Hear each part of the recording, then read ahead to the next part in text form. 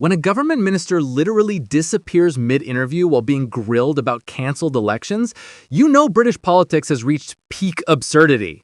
I'm not talking about a polite end to the conversation, I'm talking about a full-on vanishing act that would make David Copperfield jealous. But before we proceed, please don't forget to hit the subscribe button for more updates on the UK political insight. Thank you.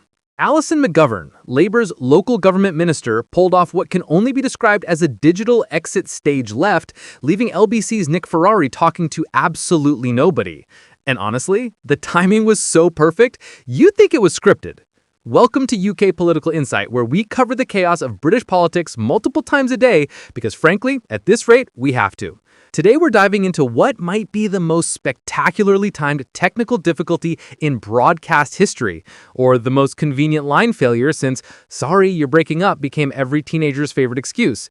Either way, it's absolutely brilliant television and tells you everything you need to know about how Labour feels about defending their decision to scrap elections. Let's set the scene properly here, because the context makes this even more delicious. Alison McGovern was already having what political commentators would politely call a challenging morning on LBC. The interview started with questions about how Labour plans to lift people out of poverty, which should be a relatively straightforward topic for a Labour minister, right? Wrong. She was struggling more than a student who didn't study trying to bluff their way through an exam. Her big solution? Freezing rail fares. Yes, you heard that correctly. When asked how Labour would help the poorest in society, she went with frozen train tickets. Nick Ferrari, bless him, immediately spotted the problem with this logic. He pointed out, quite reasonably, that people on the edge of poverty probably aren't regularly hopping on trains. It's a fair point. If you're choosing between heating and eating, a return ticket to Birmingham isn't exactly top of your shopping list, is it? McGovern insisted it would help because they want to get more people into work. Which is a lovely sentiment, but it's a bit like saying you'll help unemployed people by making champagne cheaper. Sure, technically they might need champagne for a job interview celebration one day, but it's not really addressing the immediate problem. The logic was so stretched you could use it as a bungee cord. But wait, it gets better. Ferrari then asked her what the median income in Britain is. Now, if you're a minister responsible for local government and poverty, you'd think this would be information you'd have at your fingertips. It's not exactly an obscure statistic. It's like asking the Chancellor what GDP stands for. McGovern couldn't recall it, which is quite something when you're in the middle of defending your government's policies on helping working people. It's like a chef not knowing what temperature water boils at. Technically, you can still cook, but it doesn't inspire confidence. So we're already 10 minutes into an interview that's going about as well as a chocolate teapot, and then Ferrari pivots to the real meat of the controversy. The government's decision to scrap mayoral elections for 7.5 million people. That's not a typo. 7.5 million voters who are supposed to have their say next year have just had that opportunity yanked away. It's democracy with an asterisk that reads, "Terms and conditions apply. Democracy may be withdrawn at any time if inconvenient for the government." Ferrari asked the very simple question, why has it been deemed necessary that all these people can't vote for their mayors next year? And McGovern launched into what can only be described as political word soup. She started talking about inaugural mayors, new posts, reorganizing local government, unitary councils, districts, and counties, confusion about who does what. It was like listening to someone try to explain the offsides rule while actively having a stroke. Technically, words were happening, but clarity was not. Her argument essentially boiled down to, we need to reorganize local government first, create these unitary councils, make everything clearer, and then we'll let people vote for mayors. Which sounds reasonable until you think about it for more than 3 seconds. It's like saying, we can't have the wedding yet, we need to repaint the church first.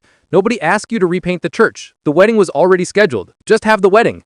But here's where Nick Ferrari absolutely nailed her. He pointed out that in all these areas where mayoral elections have been delayed, the council elections are still going ahead as planned. So clearly it is possible to hold elections during this reorganization period. The councils can manage it, but apparently the mayoral elections are just too complicated? The logic doesn't logic. It's like canceling someone's birthday party but still having their dentist appointment. If you can do one, you can do the other. And then Ferrari went for the jugular with a question that every single person watching was already thinking. Can I put it to you that your party knows you'll lose? Beautiful. Absolutely beautiful. Just straight up asking if the real reason for canceling these elections is that Labour knows they'd get absolutely battered at the ballot box. It's the question every journalist should be asking, delivered with the kind of directness that makes politicians break out in cold sweats. McGovern insisted that's not the case. with all the conviction of someone saying they definitely didn't eat the last biscuit while there's still crumbs on their face. And then, in what might be the most cinematically perfect timing in broadcast history, the line went dead. Just completely disappeared. Vanished. Gone. Poof. Ferrari's reaction was priceless. You can hear the confusion in his voice. "Hello? I think the line's just frozen. Can you hear me? I sense we've lost the minister there. It's gone. Oh, the line is completely gone." He sounded like someone whose takeaway delivery person has just stopped responding to texts. That mixture of confusion, frustration, and the dawning realization that you're not getting what you were promised. And then, because Nick Ferrari is an absolute legend, he dropped this gem. "I was just going to ask how we managed it in 2 months during World War II, but not today." Referring, of course, to the fact that Britain held a general election in 1945 while literally still fighting a war.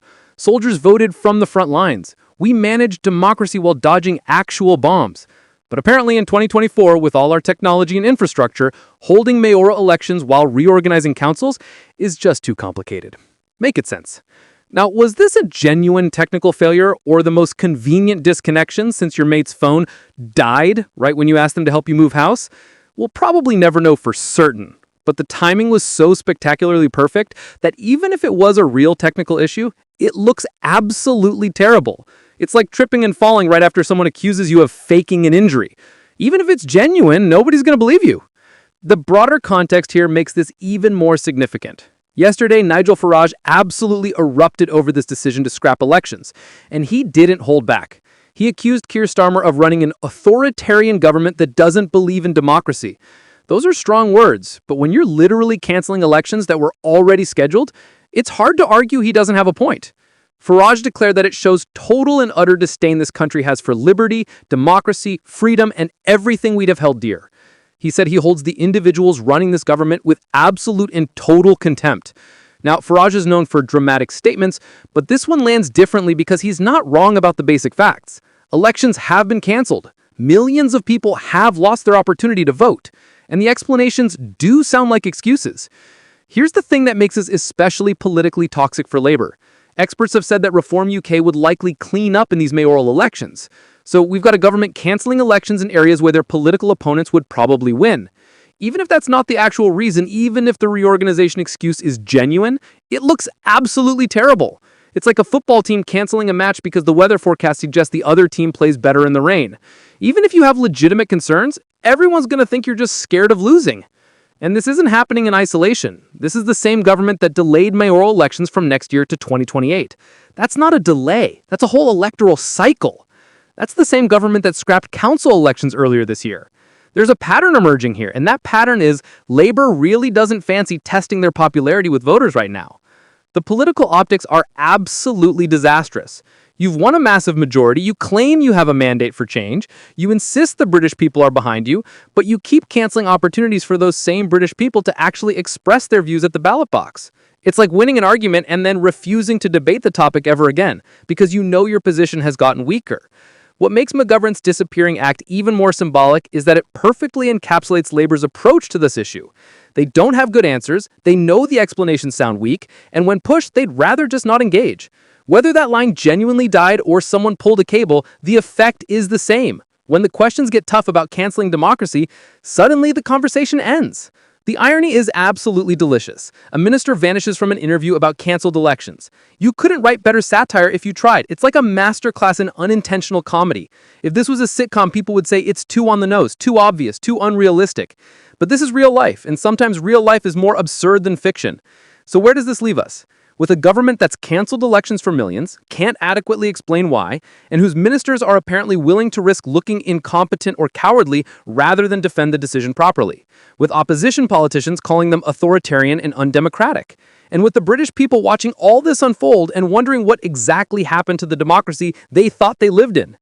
This story has everything. Failed interviews, convenient technical difficulties, canceled elections, accusations of authoritarianism, and a government that seems increasingly terrified of letting voters have their say. It's peak UK politics in 2024, and we'll be covering every bonkers development as it happens. Make sure you're subscribed because we're posting multiple times a day, and trust me, at this rate, you'll miss something mental if you blink. Hit that like button if you enjoyed this breakdown of political chaos, and let me know in the comments whether you think that line disconnection was genuine or the most convenient technical failure in broadcast history. I'll see you in the next one.